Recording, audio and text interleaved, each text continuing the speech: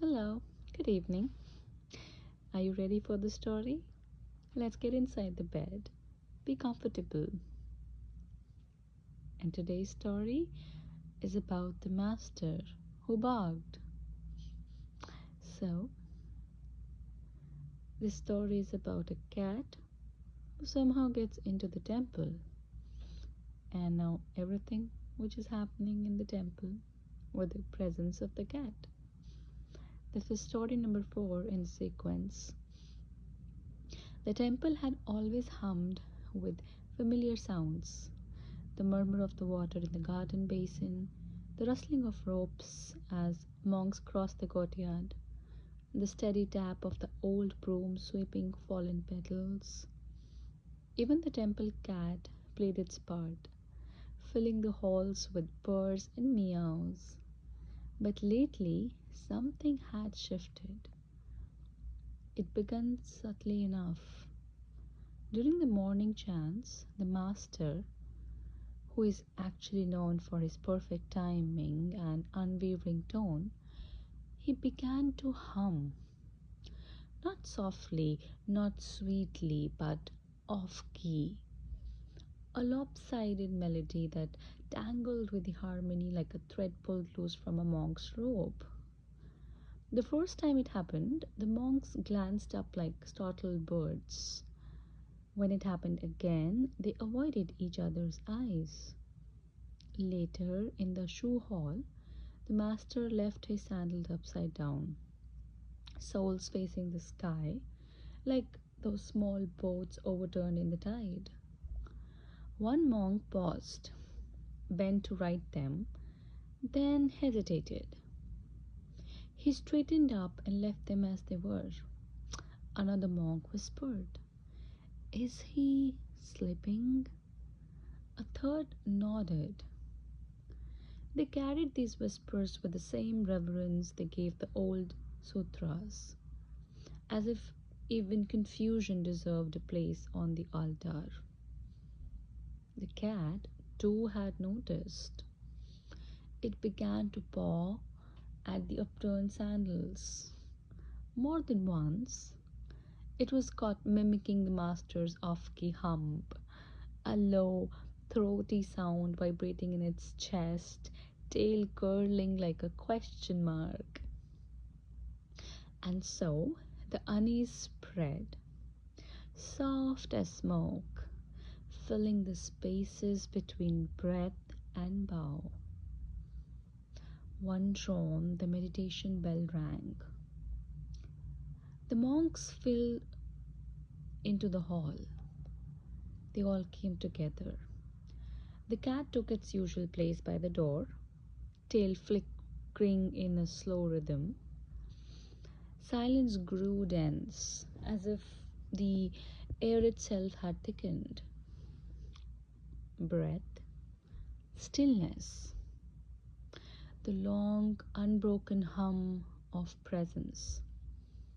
Then, from the front of the room, the master barked. Not a single sharp bark, but a sequence, low, rhythmic, deliberate, like the call of some temple dog. One bark, two bark, three, then a pause. Another two, softer, almost like playful. The monks froze, their spines turning to bamboo. Some clenched their jaws, some pressed their hands tighter to their laps. One even swallowed so hard it echoed like thunder in his own ears. Still, the master barked, head slightly tilted as if answering some unseen companion just outside the walls.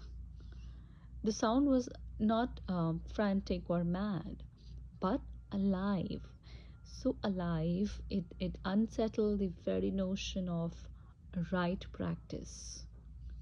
And then he stopped. Only the echo remained, folding itself into the silence. The master turned to face the assembly. The corners of his mouth curled, not in mockery, but in something deeper. Mischief? Maybe compassion? Who could say?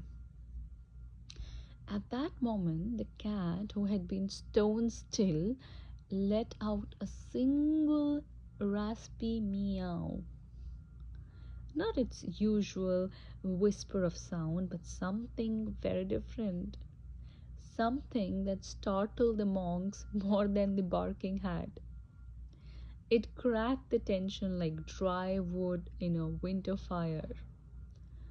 A ripple of laughter rose, first hesitant, then helpless, spilling through the hall. Some monks leaned on each other, others wiped tears from the eyes, and one just slapped the floor, laughing so hard his face turned red. The master simply bowed once, slow and deep, as if bound to the laughter itself, then walked out without a word. The monks, still catching their breath, slowly unfolded their legs. A few glanced toward the cat, which sat very quietly and serenely licking its paw as if nothing had happened at all. And yet something had. From that day on, the cat would occasionally let out a single strange yelling, a sound not quite a meow, not quite a bark, at the most unexpected moments. In the middle of the silent meals, like during the ringing of the bell, or just as someone reached for their sandals.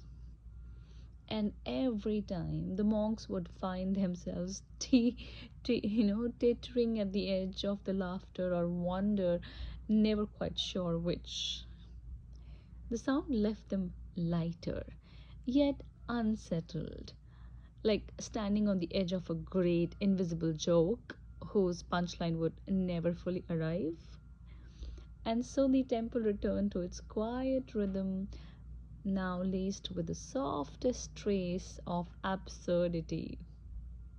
The sandal still lay upside down, the cat still watched and listened, and the master, well, he never barked again. But sometimes, just sometimes, his lips moved as if he might. So, the question at the end of the story is, can surprise be part of your practice and not a break from it? Think about it while you get deeper into your sleep. I'll see you tomorrow with a new story of Cat into the Temple. Have a good night and sleep tight. Sweet dreams.